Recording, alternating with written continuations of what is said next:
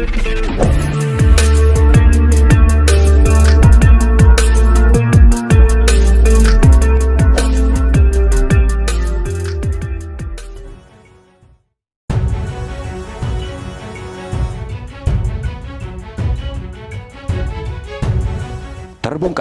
Partai Demokrat mengungkap bahwa partainya digoda posisi menteri agar tidak berkoalisi dengan PKS dan Nasdem untuk mengusung Anies Baswedan sebagai capres. Seperti dikutip dari Viva Politik, isu tawaran kursi menteri ke Partai Demokrat mencuat dilempar elit pimpinan Agus Harimurti Yudhoyono atau AHY tersebut. Tawaran posisi menteri itu disebut sebagai syarat agar Demokrat batalkan koalisi dengan PKS dan Demokrat. Juru bicara DPP Partai Demokrat, Herzaki Mahendra Putra, menjelaskan pihaknya mendapatkan penawaran kursi menteri tersebut. Dia bilang menghargai penawaran tersebut, namun pihaknya memilih fokus merajut koalisi dengan Partai Nasdem dan PKS dalam menyongsong gelaran pesta demokrasi nanti. Tawaran apapun kursi menteri yang datang, baik secara langsung maupun tidak, selama dengan cara dan niat baik, merupakan bagian dari upaya komunikasi dan silaturahmi para sahabat, kata Herzaki pada Senin 14 November 2022. Dia mengatakan saat ini Partai Demokrat memilih fokus merajut koalisi dengan teman-teman dari Partai Nasdem dan PKS. Menjadi kekuatan di luar pemerintahan, melakukan check and balance, lanjut Herzaki.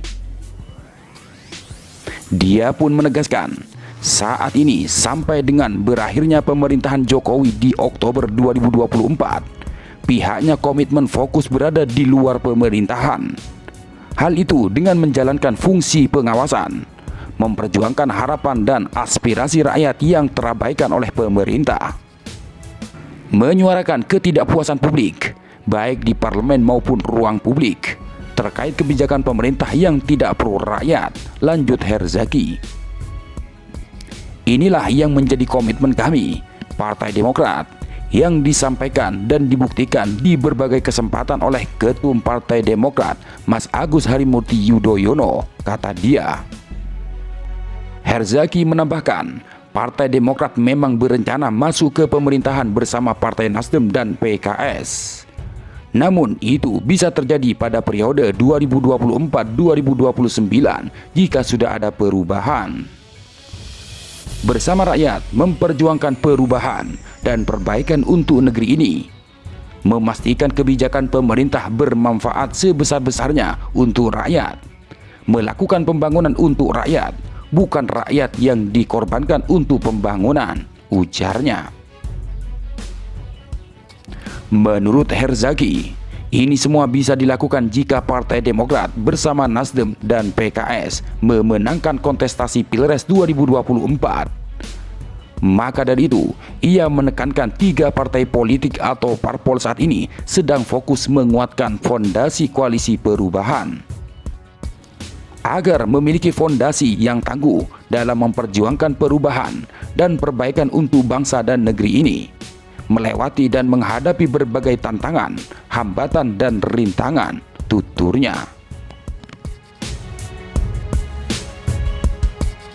Hal serupa terkait iming-iming menteri untuk PKS juga pernah terjadi demi goyang koalisi.